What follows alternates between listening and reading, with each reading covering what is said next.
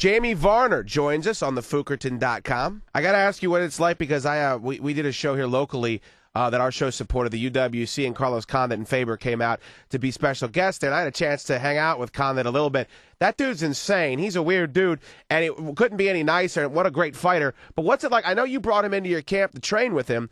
What's it like working with that guy on a daily basis? Because I got to spend some time with a bar with him, and he's a nut job. And I say that with all affection possible. The guy's a great dude. But what's it like working with him? He's nuts, man. It's crazy because we're both young fighters, but we're both hard-nosed egomaniacs. We don't want to give up an inch. I don't want to lose. I don't want to give up a point to him. He doesn't want to lose or give up a point to me. So when we go in there and we spar, we grapple, whatever, it turns into a dogfight. Yeah. I mean, seriously, it turns into a street fight. We just go at it, and that's what's great for me because he forces me to fight. And for this fight coming up with Donald Cerrone, he's a tall, lanky kickboxer, grappler, just like Donald Cerrone, but I feel he's much better on the ground. His technique is a little bit different than Cerrone. Cerrone's a much more traditional kickboxer, like Muay Thai kickboxer. Yeah. And Carlos has got some different funk. He's got a different style. But, I mean, just having that body type and that hard-nosed, in-your-face style is great for me. And it's forcing me to get in good shape and learn how to deal with all those crazy strikes and deal with the height and the reach advantage. So it's been awesome having him, and he's one of my best friends, dude. Even before him coming out here and training with me, he would come out and hang out, and I went out to Albuquerque and hung out with him. He's a great guy, great friend, and it just so happens to be that he's an even better training partner. Jaime, I got to ask you, I got a chance, I spent some time on Miller Avenue, spent some time in Scottsdale. I've been out there. There's so many bars, and the thing about D.C., when you come back here, I'm from here, so I love this place, but a 7, as far as chicks go in D.C., is like a 5 in Tempe, and you just got so many distractions. You got so many chicks. You got ASU right there. How do you stay focused, man? You're a celebrity now. You're a fighter, for God's sakes. You probably have to fight broads off. When it's your time to, like, actually train for your fight, how do you stay focused with all those distractions out there? Man, I hope I don't disappoint you, but we don't. The Versus channel isn't like a big channel out here. You have to special order it. So we're Cox Cable or Quest, and like I said, it's owned by Comcast. I'm not really anybody. No one really recognizes me out here. No one really knows me or Carlos. Me and Carlos will be just sitting at the bar, drinking, hanging out, and I think we maybe have a couple people, like a couple guys will recognize us, come up and say something to us. Meatheads. It's never, no one really ever recognizes us. It's like the funniest thing is sometimes, we'll accidentally bump into somebody at the bar and they'll be, "Oh, excuse me, dude, I'm sorry." He's like, "Yeah, you better be sorry." He'll be wearing a tap out shirt. Like, oh shit, we got a cage fighter here, or somebody, maybe some little altercation or exchanging of words will come up. "Oh, you don't want to mess with that guy. He's undefeated in the cage. He's a cage fighter." And they'll be telling me and Carlos this, and we'll be like, "Oh God, oh really? Oh man, we don't want to mess with that guy." So it's funny. No one recognizes us out here, and honestly, man, my goal, I don't get distracted. My life revolves around winning. Jaime, you got a big fight coming up on the 25th, and I really appreciate your time. I want to ask your opinion on 2 fighters, and then I'll let you get out of here and get back to doing what you need to do. The 2 guys I wanted to ask you about is Brock Lesnar and then Rashad Evans. And here's the 2 ways I want to talk to you about this.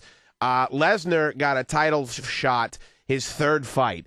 And a lot of people, we've had several fighters on, including Dan Henderson, that said that he didn't deserve that title shot. And regardless of whether or not he beat Randy Couture, he did. He won the belt, but he didn't deserve to get it because of where he is in his mixed martial arts career. When you see that, a guy with that kind of name recognition that gets a title fight simply because he could put asses in seats, how do you feel about that? And the second part is, Rashad Evans is one of the most dynamic fighters out there. I went to see him fight in Atlanta against Chuck Liddell. He was booed universally. He was booed against Forrest Griffin.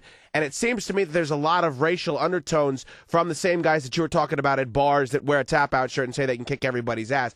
I'm just curious as to, A, what your thoughts are on a guy like Lesnar, who seems to get a title shot so quickly in his career, and B, the way that mixed martial arts fans seem to kind of use race as a dividing factor. I just wanted to know what your opinion was on those.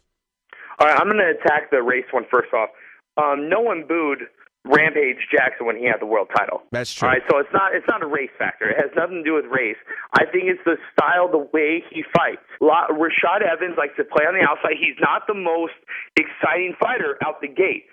Does he have crazy power and athletic ability? Yes, he does.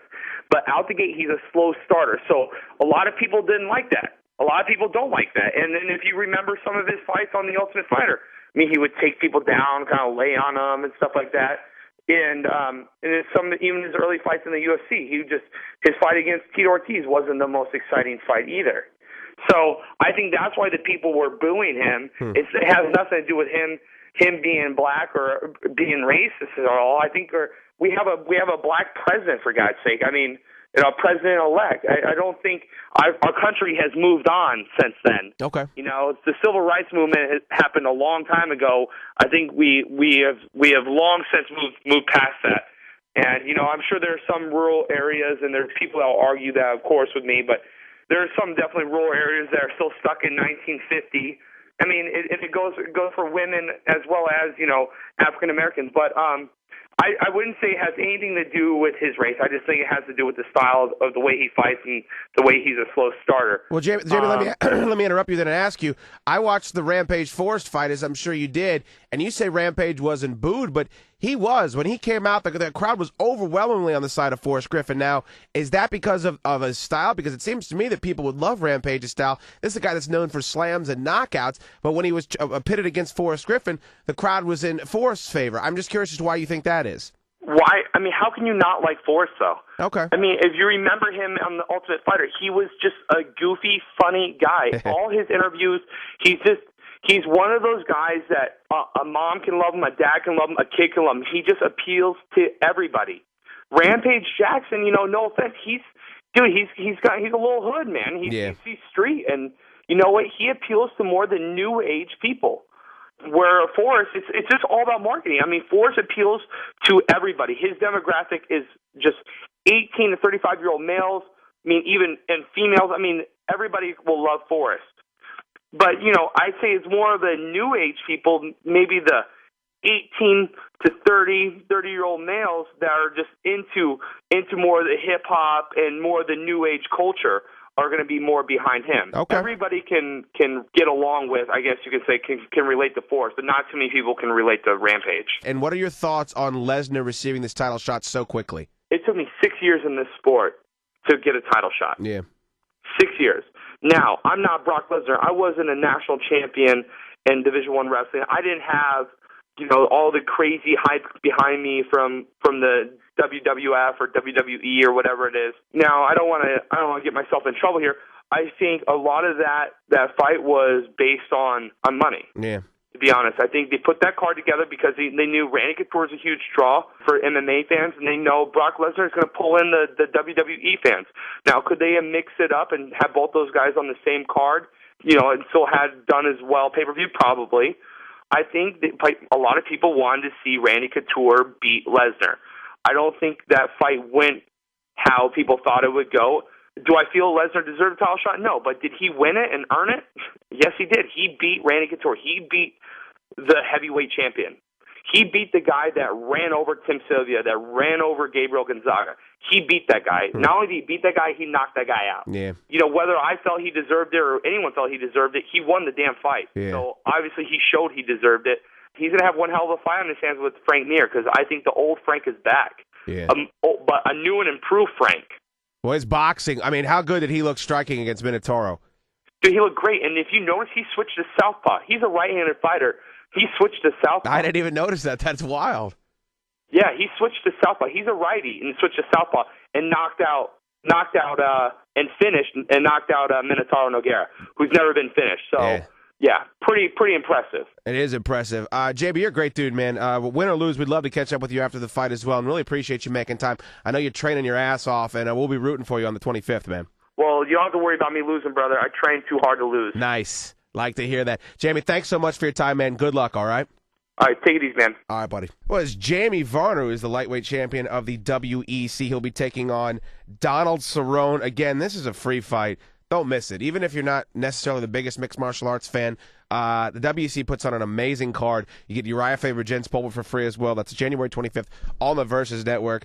And what a good dude. All those guys that seem to be coming out of Arizona Combat seem to be really down to earth and really focused, and they're doing it the right way out there. If I was a young and up-and-coming mixed martial arts fighter, that's probably where I would go. All right, thank you very much for logging on. This has been Chad Dukes on thefukerton.com.